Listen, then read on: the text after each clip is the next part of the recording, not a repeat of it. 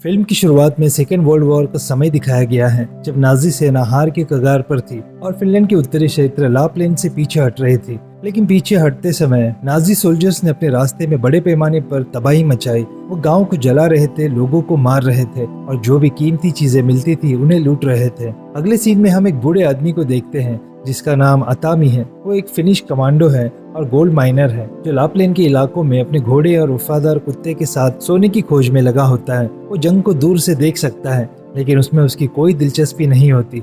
अगले दिन अतामी को सोने का भंडार मिलता है, जिससे वो खुशी से रो पड़ता है। वो सोने की एक बड़ी मात्रा इकट्ठा करता है और अपने कुत्ते के साथ घोड़े पर सवार होकर नजदीकी शहर की ओर चल पड़ता है। कुछ दूर जाने के बाद अतामी की मुलाकात नाजियों की एक पलटन से होती है, जिसे ब्रूनो हेल्डार्फ और उसके साथी वुल्फ लीड कर रहे थे। लौटते समय वो पूरे शहर को नष्ट कर रहे होते हैं और उन्होंने कई फिनिश महिलाओं को बंधक बना रखा होता है। जब वुल्फ अतामी को मारने वाला होता है तो ब्रूनो उसे रोक लेता है, क्योंकि अतामी पहले ही मौत के मुंह में जा रहा था। कुछ दूर जाने के बाद अतामी की मुलाकात नाजियों की दूसरी पलटन से होती है। वो लोग उसे रोक लेते हैं और उन्हें पता चलता है कि अतामी एक गोल्ड माइनर है। उनके हाथ अतामी के बैग से सोने के टुकड़े लग जाते हैं और वो लोग उसे मारने की तैयारी करते हैं। लेकिन अतामी तुरंत एक एक करके सभी सोल्जर्स को मारने लगता है।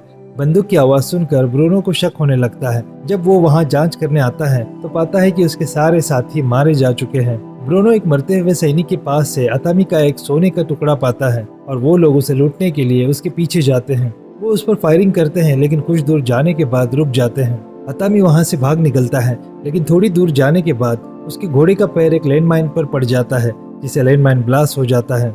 ब्लास्ट से उसके घोड़े की चीथड़े उड़ जाते हैं और उसके शरीर पर बहुत सारे घाव बन जाते हैं।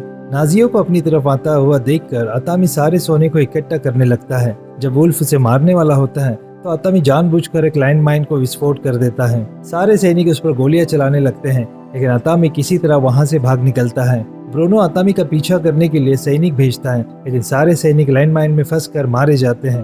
लैंडमाइन से बचकर सुरक्षित राह दिखाने के लिए ब्रूनो 2 बंधक महिलाओं को आगे भेजता है और वो लोग उनके पीछे पीछे जाते हैं। वहाँ ब्रूनो को अतामी का डॉग टैग मिलता है और उसे पता चलता है कि वो कभी एक फिनिश कमांडो था, जिसने विंटर वॉर के दौरान नाजियों के खिलाफ लड़ाई में अपना परिवार और घर खो दिया था। सब कुछ खोने के बाद अतामी बदला लेने की चाहत में एक राक्षस बन गया था, जिसने सैकड़ों कम्युनिस्ट सोल्जर्स को मार डाला था। खतरे को नजरअंदाज करते हुए ब्रूनो और उसके साथी अतामी का पीछा करना जारी रखते हैं। घायल और थका हुआ अतामी एक जली हुई गाड़ी के पीछे छुप जाता है और उसकी आंख लग जाती है। जब उसकी आंख खुलती है तो वो नाजियों को अपनी ओर आता हुआ पाता है। जब नाजियों के कुत्ते उसकी खोज में होते हैं तो वो एक गाड़ी के नीचे लटक कर छिप जाता है। वो पेट्रोल टैंक में छेद कर खुद को पेट्रोल में भिगाकर अपनी गन छुपा लेता है। जब पलटन रिसाव की जांच करने के लिए रुकती है तब अतामी गाड़ी के नीचे से भाग जाता है। अतामी को भागते हुए नाजियों के सैनिक देख लेते हैं और उसे पकड़ने के लिए कुत्तों को खुला छोड़ देते हैं।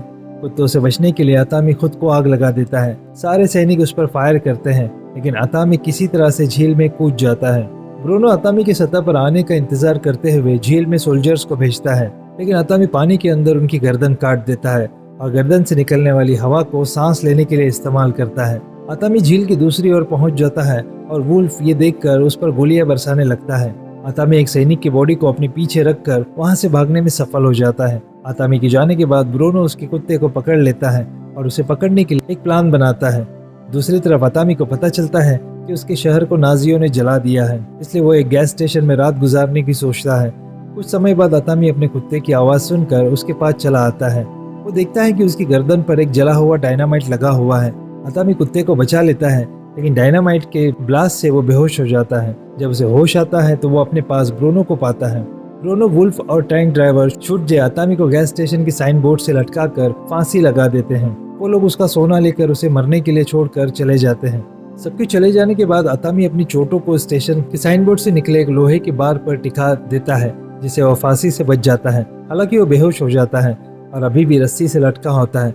कुछ समय बाद 2 जर्मन पायलट ईंधन की तलाश में गैस स्टेशन के पास उतरते हैं और हवाई जहाज से आई हवा से स्टेशन का साइन बोर्ड ढीला हो जाता है, जिससे अतामी नीचे गिर जाता है। ईंधन ढूंढते समय इंजीनियर पायलट को बताता है कि अतामी जीवित है और पायलट उसे और उसके कुत्ते को मारने का आदेश देता है। अतामी इंजीनियर को मार देता है और पायलट के सिर पर पत्थर मारकर उसे बेहोश कर देता है। जर्मनी की हार को देखते हुए ब्रूनो सोने का इस्तेमाल करके वुल्फ और शुडजे के साथ भागने की योजना बनाता है, जबकि बाकी सैनिक नॉर्वे की ओर बढ़ते हैं। इस बीच अतामी पायलट को मजबूर करता है कि वो उसे पलटन के पास ले जाए। जल्दी सोल्जर्स को उनके रास्ते में दुर्घटनाग्रस्त विमान मिलता है जिसमें पायलट को उसी फांसी के फंदे से लटका हुआ पाते हैं जिसका इस्तेमाल वुल्फ ने अतामी पर किया था। पलटन आगे बढ़ती है और अतामी बंधक बनाई गई महिलाओं को ट्रक पर चढ़कर उनके गार्ड्स को मार देता है और महिलाओं को हथियार देकर आजाद कर देता है।